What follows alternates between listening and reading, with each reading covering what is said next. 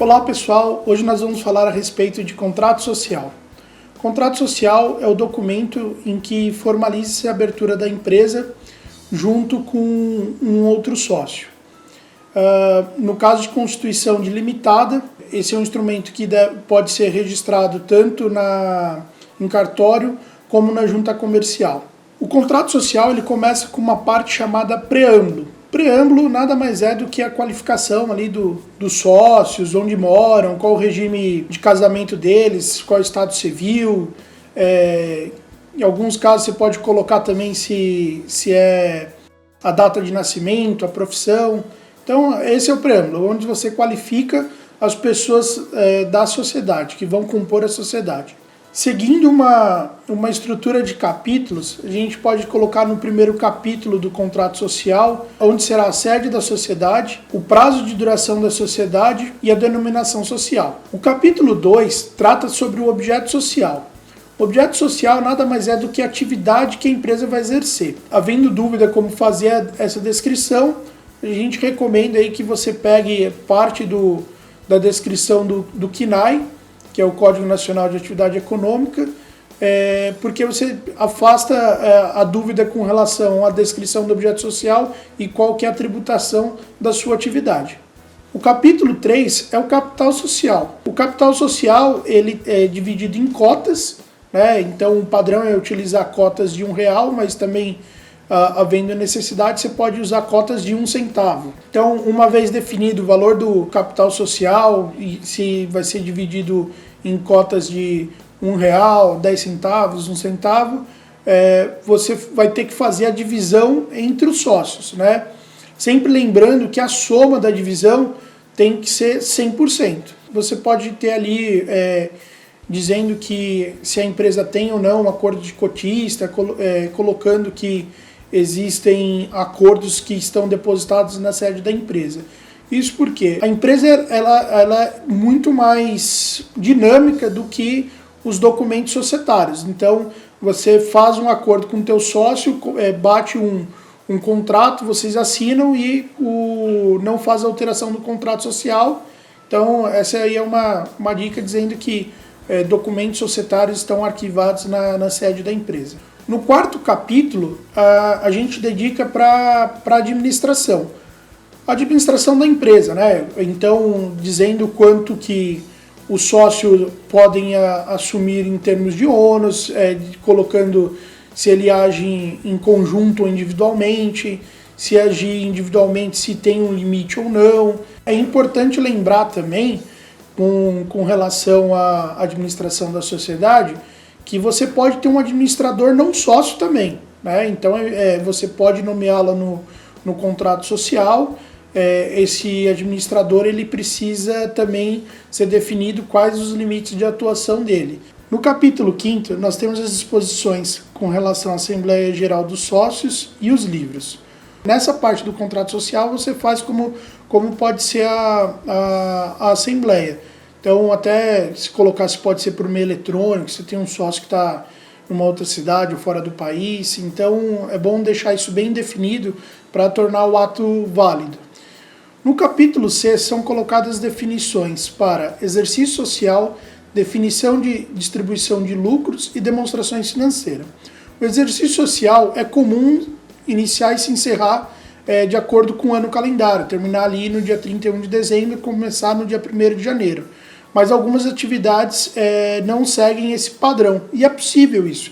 Então, um exemplo é uma fazenda que tem uma plantação, você pode ter um exercício social acompanhando a questão da colheita. E aí, no caso, por exemplo, de soja, pode ser de junho a junho. O capítulo 7 fala sobre a continuidade da sociedade. Se uma empresa, por exemplo, tenha 2 sócios e caso um deles venha falecer, a empresa não pode parar. Então, no capítulo, você define como será a continuidade da empresa.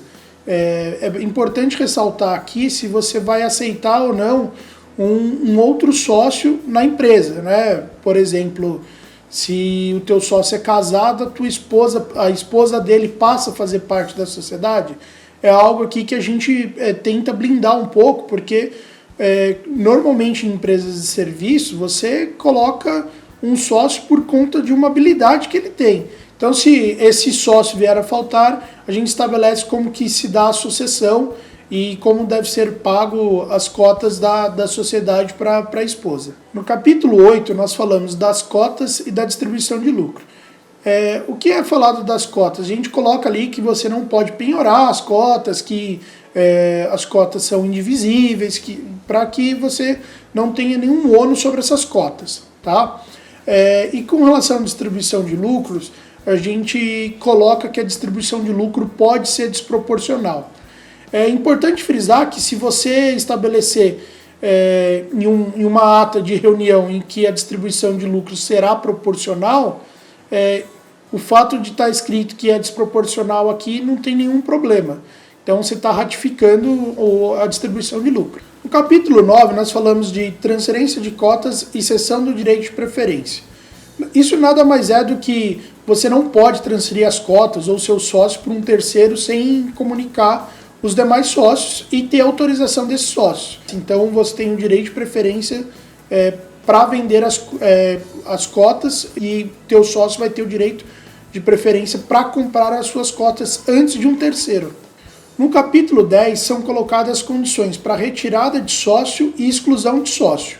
Então é importante que a gente elenque uma série de possibilidades em que o sócio vai se retirar ou ele vai ser excluído da sociedade. Vale lembrar que no artigo 1085 do Código Civil é prevista a exclusão por justa causa de sócios. No capítulo 11 são tratadas as soluções de controvérsias. Então pode ser que ocorram desentendimento entre os sócios e se eles não conseguirem resolver isso amigavelmente para ir no judiciário, é adotada uma câmara de arbitragem. E a decisão da câmara de arbitragem ela é definitiva. Então, uma vez que você adota a câmara de arbitragem para a solução de conflitos, o que ficou decidido ali não pode ser contestado no judiciário.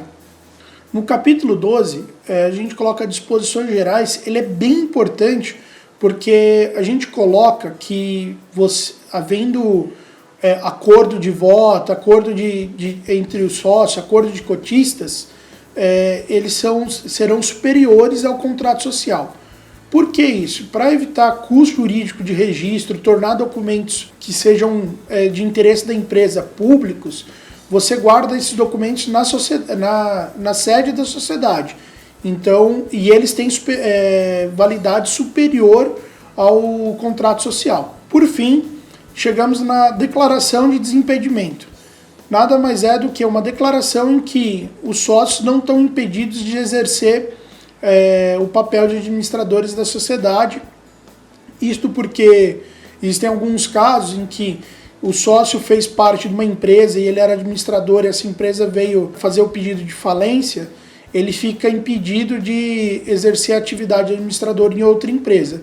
Então, neste caso, ele está declarando que não tem nenhum processo que impeça ele ser administrador da empresa. Por fim, aí chega a parte de assinaturas, todos os sócios devem assinar. Lembrando que para ME ou EPP é dispensado o reconhecimento de firma. Então, basta a cópia autenticada do documento do sócio e para ser entregue na junta comercial. E nesse caso, é confrontado se a assinatura está próxima do RG ou do documento que vai ser entregue na junta comercial. E na parte de testemunha, vale lembrar que se colocado o RG da testemunha, tem que colocar qual que é o órgão emissor e qual que é o estado. Isso porque o RG ele tem validade por estado. E quando você coloca só o número, o vogal da junta comercial ele pode recusar o contrato social só porque você não colocou essas 5 letrinhas. Então é isso, pessoal. Nesse vídeo nós falamos um pouco mais detalhadamente sobre o contrato social, sobre as cláusulas, os capítulos que compõem o contrato social. Espero que você tenha gostado. Quero te convidar para você acompanhar nosso blog, se inscrever no nosso canal no YouTube e curtir nossa página no Facebook. Obrigado.